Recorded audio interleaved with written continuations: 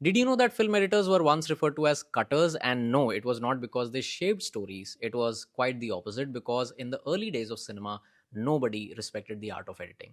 When the Lumiere brothers placed a camera at the La Ciotat train station or outside their factory, cinema was simply the act of recording reality. One uninterrupted event, one continuous shot. Everything changed when filmmakers realized that a single event could be broken into separate pieces and stitched back together. By deciding where one image ended and where the next began, they could create rhythm, emotion, and meaning that felt remarkably close to how a human mind remembers and experiences life.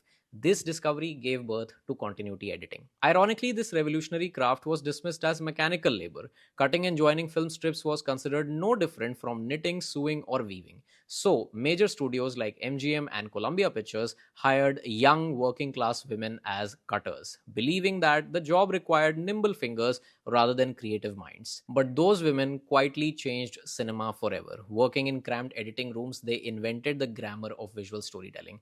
They discovered how cutting a piece of film in a certain way could create suspense, compress time, shape emotion, and transform the rhythm of a film. What was treated once as invisible labor slowly became one of cinema's greatest storytelling tools.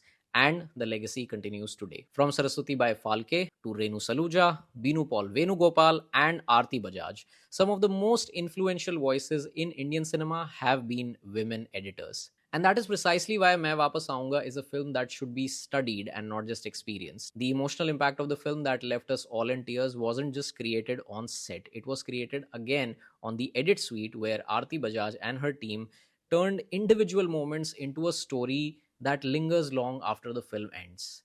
I really loved the editing of Main Vapas Aunga. I feel it is the strongest aspect of this film. If you still haven't watched it yet, go to the theaters, do the deed, and as always, long live cinema.